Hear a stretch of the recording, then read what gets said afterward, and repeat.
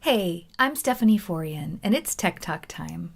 Tech Talk, Tech Talk, Time to talk tech.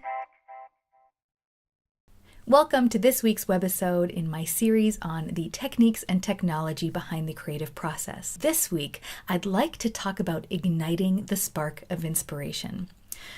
Sometimes inspiration comes out of nowhere, but other times I find I have to work for it.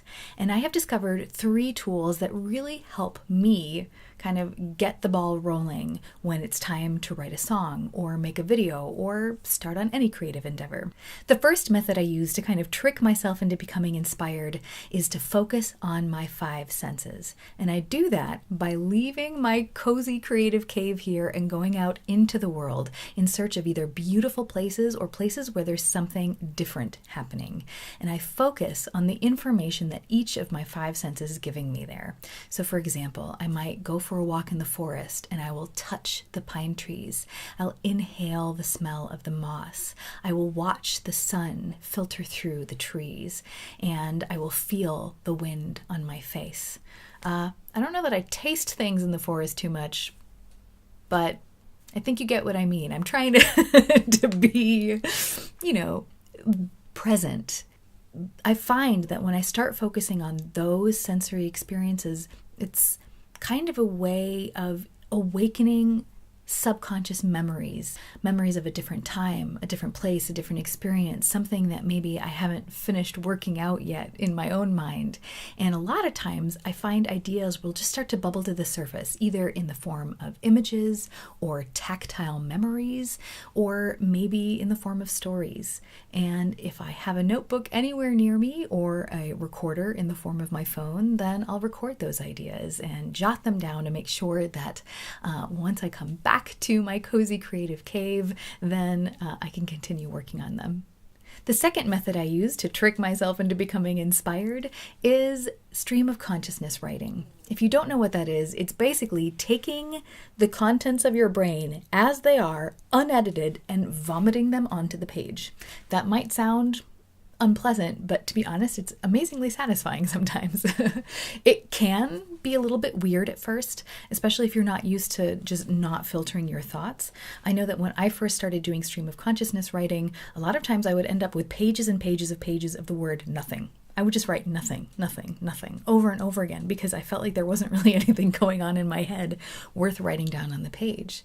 But once I started letting totally trivial thoughts just bubble up, I would start writing those down. And little by little, I noticed that they would really, go from just a trickle to a stream to a whole river of consciousness. And sometimes it's very difficult for me to actually capture every single thought as it comes to me. And so there will just be fragments of thoughts on the page. And that's fine, because the goal of the exercise is not to capture complete thoughts. It's simply to capture the stream. And I know that when I go out to a river and I watch the river flow, I'm not watching one section of the river flow. I'm watching water bubble up and flow by me in all sorts of different ways. So that's what stream of consciousness is. It's basically being a passive observer to your own thoughts and then just kind of writing what you happen to see.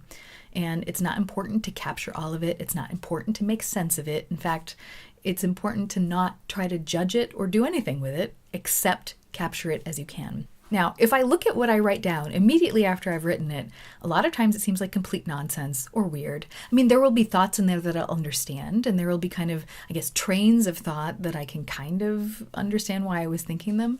But what I like to do is I like to just close the book and then leave it. I don't look at it for a week or two. And I find that when I come back, there will be patterns there that surprise me, because I feel that oftentimes my subconscious knows more about what I'm thinking and feeling than my conscious mind does. And it'll take my conscious mind a couple of weeks to catch up with it. And once I go back and I look at that stream of consciousness, it can be pretty profound. It can also just be totally weird and absurd. But there are usually morsels hidden in there. There will be lyrics hiding in there. There will be whole song ideas hiding in there. So stream of consciousness writing is a great way, especially if I have a writer's block. I'll just sit there and I'll just write whatever happens to be in my head, and I can usually kind of unblock any problems that I'm having using stream of consciousness writing.